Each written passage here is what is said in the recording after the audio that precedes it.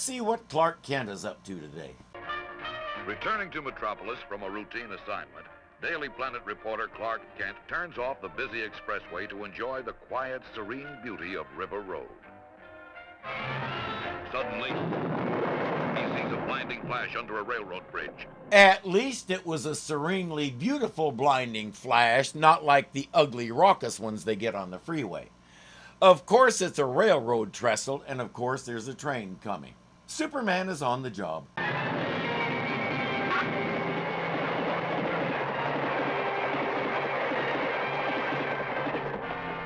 This was no accident. You think? Did he call in the world's greatest detective to help him figure that one out? Superman Saves Train by Clark Kent.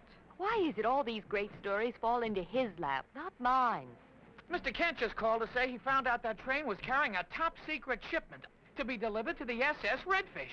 SS Redfish? It's in Metropolis Harbor right now. I see. It's easy to spot because it's red like its namesake. Oh wait, no it isn't. Never mind. That won't slow Lois down though.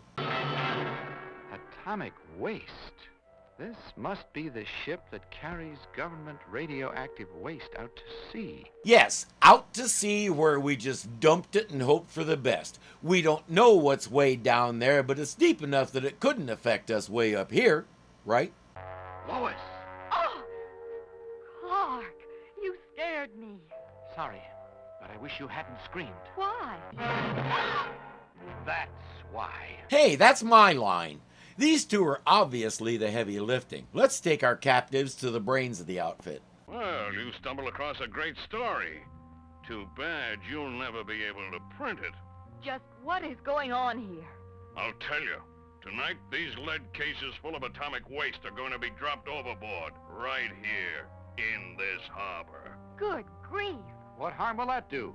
Radiation won't go through lead? No, but the acid in that syringe he's holding will. Inject the cases with some of that, drop them in the harbor, get a safe distance away, and the next thing you know, the entire harbor as well as the city is contaminated with radiation. Evacuation will be necessary. And you can steal and pillage at will. Exactly. A foolproof plan. His foolproof plan is to contaminate an entire ecosystem and destroy a city of 8 million people so he and his pals can steal stuff. Dude, get over it. You'll never be a proper Bond villain, so stay in your lane and stick to small-time stuff. By the way, where did you buy your radiation suits? What am I, what? Yeah, that's what I thought. Please, tie me up in a different room. I can't stand to see a lady suffer. Too bad, sonny boy. Forgive me, Clark, but I can't help wishing Superman were here instead of you. So do I, Lois. So do I. It'll finally occur to him that he can fly out the furnace's smokestack, so he pretends to faint, quietly slips out of the ropes, and off he goes. Too late. The acid has done its work. I'll have to put this where it can do no harm.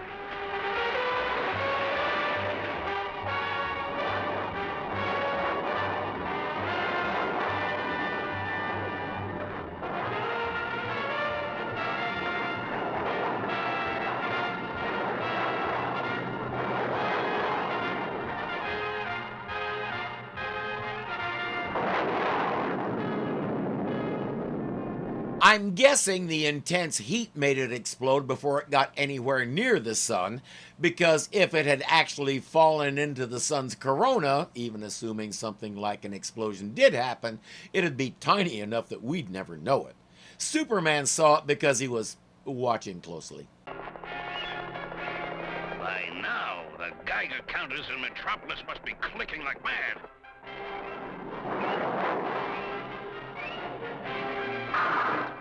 What happened?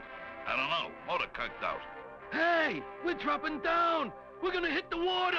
Worry not, gentlemen. I'll send the Coast Guard to pick you up. I still wonder what their plan for protecting themselves from the radiation was. Guess it's a good thing we don't have to find out, because I'm not sure their level of stupid thought that far ahead. Clark is waking up from his faint. I'm Captain Ferris. Superman just untied me. He told me you were down here. What were you two doing aboard? This is Mr. Kent. He'll explain everything. I've got to run. I have an appointment with a typewriter. She's finally figured out how to get the story before Clark does. Tie him up first. Lois, why did you run out on me? I wanted this story to have my byline for a change. By the way, do you always faint when you're frightened? No. Only when I want to avoid dull conversation. Clark's exit jokes are usually pretty bad. I have no shame at all, and he's done some puns that even I wouldn't do. This joke was excellent, and Lois's reaction solidifies it. We're playing on people's fears of nuclear everything again, but I can let that go by. The plan to contaminate the harbor in this city for decades, maybe centuries to come, depending on what kind of radioactive waste that was. Maybe the silliest plot I've seen yet in this show. Once the radioactive material seeps into the air, does this guy really think it'll hang around New York and not go contaminate everywhere else because he told it not to? These are criminals who are way over their heads and frankly have no idea what they're doing. To be honest, I wonder how many members of the target audience even understood what these guys were trying to do. How much does a 9 or 10-year-old know about radiation and contamination? I keep reminding myself that these are made for kids, but I'm not sure even kids the appropriate age would appreciate this one. If they don't, I'll stick a radioactive rock in their pocket. Oh, shut up. You're not sticking anything. You're not even sticking around. You're going to prison. Something might get stuck somewhere while you're there, but we don't want to know about it. Hey friends, if you enjoyed the video, please click the thumbs up button and let me and YouTube know it. If you're not subscribed yet, you know what to do. And remember, you can become a patron of this channel for as little as $2 a month. Thank you so much for watching, and I'll see you next time. That won't slow God, good grief. An entire that wasn't so hard, was it?